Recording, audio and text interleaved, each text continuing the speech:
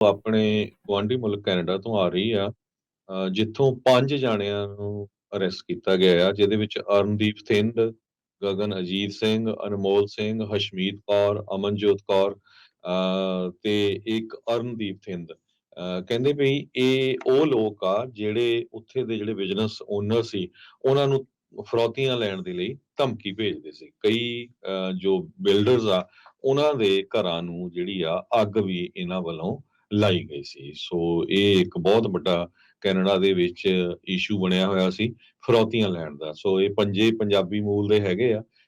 Canada ਦੀ peel police ਦੀ ਜਿਹੜੀ task force ਆ, ਉਹਨਾਂ ਨੇ ਦੋਨੋਂ ਹੀ ਕੁੜੀਆਂ ਤੇ ਤਿੰਨੇ ਜਿਹੜੇ ਇਹ ਬੰਦੇ ਹੈਗੇ ਆ, ਇਹਨਾਂ ਦੇ ਕੋਲੋਂ ਗੈਰ ਲਾਇਸੈਂਸੀ ਹਥਿਆਰ ਤੇ ਕਈ ਸਾਰੇ ਜਿਹੜੇ ਪੈਸੇ ਆ, ਉਹ ਵੀ ਜਿਹੜੇ ਪ੍ਰਾਪਤ ਕੀਤੇ ਹੈਗੇ ਆ। ਸੋ ਇਸ ਗਰੁੱਪ ਨੂੰ ਫੜਿਆ ਗਿਆ ਹੈਗਾ।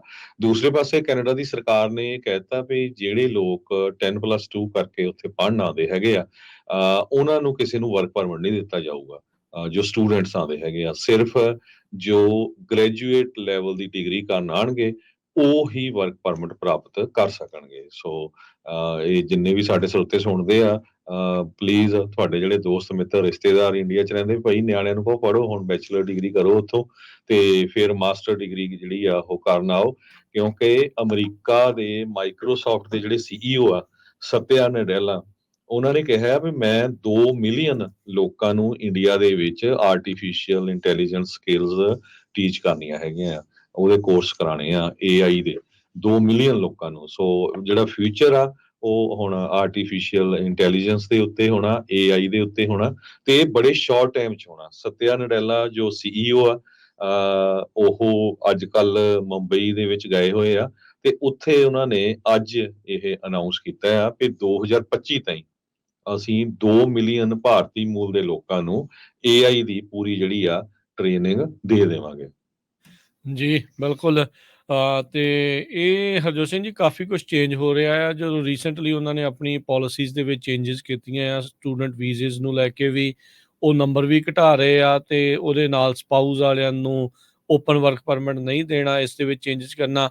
ਇੱਕ ਸੂਬੇ ਦੇ ਵਿੱਚ ਮੰਗ ਵੀ ਜਿਹੜੀ ਇਸ ਟਾਈਮ ਚੱਲ ਰਹੀ ਆ, ਖਾਸ ਕਰਕੇ ਉੱਥੇ ਕਮਰਸ਼ੀਅਲ ਡਰਾਈਵਿੰਗ ਲਾਇਸੈਂਸ ਨੂੰ ਲੈ ਕੇ ਵੀ ਆਉਂਦਿਆਂ ਨੂੰ ਸਿੱਧਾ ਜਿਹੜਾ ਕਮਰਸ਼ੀਅਲ ਡਰਾਈਵਿੰਗ ਲਾਇਸੈਂਸ ਆ ਉਹ ਨਹੀਂ ਮਿਲਣਾ ਚਾਹੀਦਾ।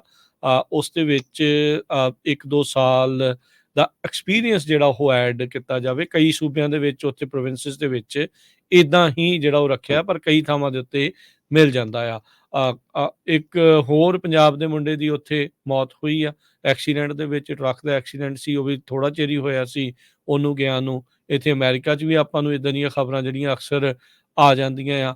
ਸੋ ਦੇਖੋ ਇਹ ਚੀਜ਼ ਤਾਂ ਹੈਗੀ ਆ, ਆਏ ਆ ਤੁਸੀਂ ਇੱਥੇ ਕਮਾਈ ਕਰਨੀ ਹੋਈ ਕਰਨੀ ਆ, ਉਹਦੇ ਵਿੱਚ ਕੋਈ ਦੋ ਰਾਵਾਂ ਨਹੀਂ, ਪਰ ਜਾਨ ਨੂੰ ਜੋਖਮ 'ਚ ਪਾਏ ਬਗੈਰ ਇਹ ਕੰਮਾਂ ਦੇ ਉੱਤੇ ਜਿਹੜਾ ਉਹ ਚੱਲੋ। ਜਦੋਂ ਪੜ੍ਹਾਈ ਵਾਲੇ ਆ ਜਾਂ ਮੁੱਢਲੇ ਸਾਲ ਆ, ਉਹ ਥੋੜ੍ਹੇ ਸਬਰ ਦੇ ਨਾਲ, ਥੋੜ੍ਹੇ ਪੇਸ਼ੈਂਸ ਦੇ ਨਾਲ, ਜੇ ਘੱਟ ਵੀ ਥੋੜ੍ਹੇ ਬਣਦੇ ਆ ਬਾਕੀਆਂ ਦੇ ਮੁਕਾਬਲੇ, ਉਹਦੇ ਨਾਲ ਚਲਾਓ। ਆਉਂਦੇ ਸਾਲਾਂ ਦੇ ਵਿੱਚ ਤੁਹਾਨੂੰ ਐਕਸਪੀਰੀਅੰਸ ਵੀ ਬਣ ਜਾਣਾ ਆ, ਕਮਾਈ ਦੇ ਵਿੱਚ ਵੀ ਤੁਹਾਡਾ ਵਾਧਾ ਹੋ ਜਾਣਾ ਆ। ਜਿੰਨੇ ਵੀ ਸਾਰੇ ਇੱਥੇ ਜਿੰਨਿਆਂ ਨੂੰ ਤੁਸੀਂ ਮਿਲਦੇ ਆ, ਉਹ ਕੋਈ ਹੁੰਦਾ ਜਿਹਦਾ ਥੋੜ੍ਹੇ 'ਚ ਹੋਇਆ ਹੋਊਗਾ, ਪਰ ਬਹੁਤਿਆਂ ਦਾ ਕੰਮ ਹੌਲੀ ਹੌਲੀ ਹੀ ਜਿਹੜਾ ਉਹ ਸੂਤ ਆਉਂਦਾ। ਤੇ ਕਾਹਲ ਅੱਗੇ ਟੋਏ, ਜਿੱਦਾਂ ਆਪਾਂ ਨੂੰ ਪਤਾ ਹੀ ਆ, ਬਜ਼ੁਰਗ ਆਖਦੇ ਆ। ਸੋ ਆਪਾਂ ਨੂੰ ਉਹ ਕਾਹਲੀ ਇੰਨੀ ਨਹੀਂ ਕਰਨੀ ਚਾਹੀਦੀ, ਸਹਿਜ ਦੇ ਨਾਲ ਹੀ ਜਿਹੜਾ ਉਹ ਚੱਲਣਾ ਚਾਹੀਦਾ ਹੈ। ਜੀ।